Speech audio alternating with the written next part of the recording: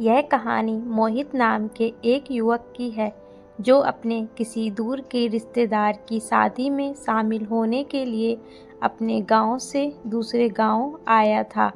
वह वहां किसी को नहीं जानता था, इसलिए थोड़ा असहज महसूस कर रहा था।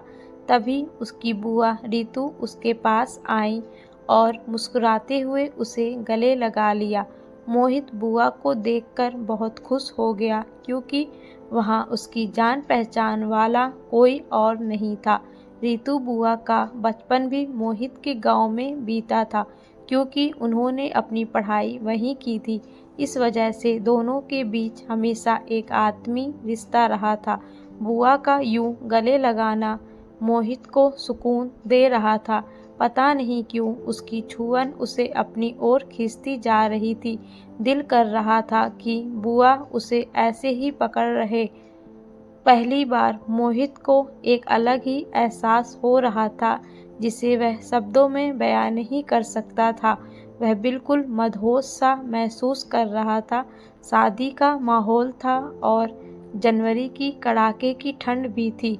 सोने की व्यवस्था कुछ खास नहीं थी, इसलिए मोहित चिंता में था कि वह रात कैसे बिताएगा।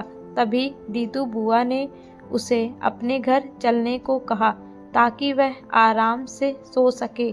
मोहित खुश हो गया और बुआ के साथ उनके घर की ओर बढ़ चला। रास्ता अंधेरा और संकरा था, इसलिए बुआ ने मोहित का हाथ थाम लिया। जैसे ही मोहित ने बुआ का कोमल हाथ अपने हाथों में महसूस किया, उसके पूरे बदन में एक सिहरन दौड़ गई। रास्ते में कुछ औरतें आपस में बातें कर रही थीं, जिनमें से एक ने कहा, अंजलि, कल तुम्हारी बेटी की सगाई है, रितु को मत बुलाना। बाँझ औरत का साया शुभ मौक़ों पर नहीं पड़ना चाहिए।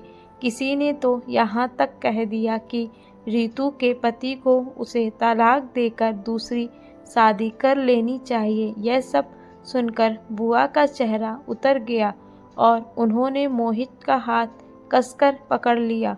थोड़ी ही देर में बुआ फूट फूट कर रोने लगी। मोहित ने बुआ को सांत्वना दी। बुआ, आपको इन लोगों की बातों पर ध्यान नहीं देना चाहिए। इसमें आपका कोई दोष नहीं है। आप बहुत अच्छी हैं। एक दिन सब ठीक हो जाएगा। बुआ ने रोते हुए मोहित को गले लगा लिया और कहा, मोहित, यह आज की बात नहीं है। यह सब मुझे हर दिन सुनना पड़ता है।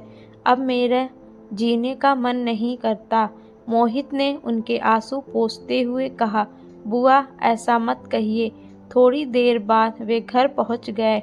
मोहित ने बुआ से फूफा के बारे में पूछा तो उन्होंने बताया कि वे किसी काम से दिल्ली गए हैं और 2-3 दिन में लौटेंगे। ठंड बहुत थी, इसलिए दोनों अपनी अपनी चारपाई पर रजाई में घुसकर बातें करने लगे।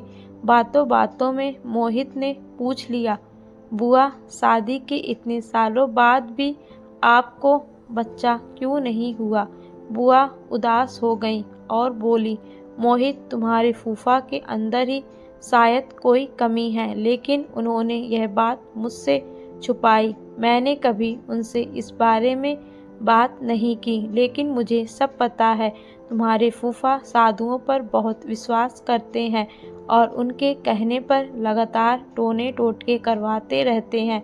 6 सालों से यही सब चल रहा है, लेकिन मुझे पता है कि इससे कुछ नहीं होगा। इतना कहते हुए बुआ फिर से रोने लगी। मोहित से यह देखा नहीं गया और वह उनकी चारपाई पर जाकर बैठ गया। उसने उनके आंसू पोंछे और बुआ ने उसका हाथ पकड़ लिया। बुआ ने कहा, बहुत कम मर्द होते हैं जो औरतों के दर्द और भावनाओं को समझते हैं। तुम उनमें से एक हो। मोहित, बुआ का यह कहना मोहित को अच्छा लगा, लेकिन उसके दिल में कुछ और ही तूफान उठ रहा था। बुआ ने, मोहित, इतनी ठंड में तुम अकेले क्यों बैठे हो? आओ, रजाई के अंदर आ जाओ। मोहित का दिल तेज धड़कने लगा। वह समझ नहीं पा रहा था कि यह सब क्या हो रहा है। बुआ उसके और करीब आ गईं। फिर बुआ ने अचानक पूछा, तुम्हें किस तरह की गर्लफ्रेंड चाहिए? मोहित ने जवाब दिया, बिल्कुल आपकी तरह। बुआ ने मुस्कुराते हुए पूछा, मेरी तरह क्यों? मोहित बोला, क्योंकि आप बहुत सुंदर हैं, समझदार हैं और एक अच्छे दिल की इंसान हैं। बुआ थोड़ी देर चुप रही और फिर धीरे से पूछा, क्या मैं तुम्हें अच्छी लगती हूँ? मोहित ने संकोच करते हुए कहा, अच्छी नहीं बुआ, बहुत अच्छी लगती हो। अब मोहित को यकीन होने लगा था कि बुआ भी उसमें दिलचस्पी लेने लगी हैं। रात और ठंडी होती जा रही थी, लेकिन कमरे का माहौल धीरे धीरे गर्म हो रहा था। बुआ बोली, तुम पहले इंसान हो मोहित जिसने मुझे इतने गुणों से भरा देखा है। मोहित को बुआ की खुशी देखकर अच्छा लग रहा था, लेकिन उसके अंदर कई सवाल उमड़ रहे थे। आखिरकार उसने हिम्मत जुटाकर कहा, बुआ मैं आपको औलाद का सुख देना चाहता हूँ। बुआ यह सुनकर एकदम खामोश हो गईं। मोहित को भी घबराहट होने लगी। कुछ देर बाद बुआ ने खामोशी तोड़ते हुए कहा, तुम गलत नहीं कह रहे हो मोहित, लेकिन क्या यह सही होगा? मोहित ने जवाब दिया, अगर बहुत कुछ ठीक करने के लिए थोड़ा सा गलत किया जाए तो यह गलत नहीं होता। बुआ ने कुछ देर सोचा और कहा, मुझे सोचने के लिए थोड़ा समय चाहिए। अगले दिन मोहित बारात के साथ चला गया। जब वह रात को वापस लौटा तो बुआ मुस्कुराते हुए बोली, मोहित आज मैंने पूरा दिन तुम्हें बहुत याद किया। मोहित भी मुस्कुरा दिया। फिर बुआ ने कॉफ़ी बनाई और दोनों ने साथ में पी। बुआ बोली, मोहित मैं तुम्हारी कल वाली बात से सहमत हूँ। मोहित ने कहा, देखना बुआ, आपकी ज़िंदगी में अब सिर्फ खुशियाँ ही खुशियाँ होगी। उस रात दोनों एक दूसरे की बाहों में खो गए। करीब 1.5 महीने बाद बुआ का फ़ोन आया। उन्होंने बताया कि वे माँ बनने वाली हैं। मोहित बहुत खुश हुआ। कुछ महीनों बाद बुआ ने एक बेटे को जन्म दिया।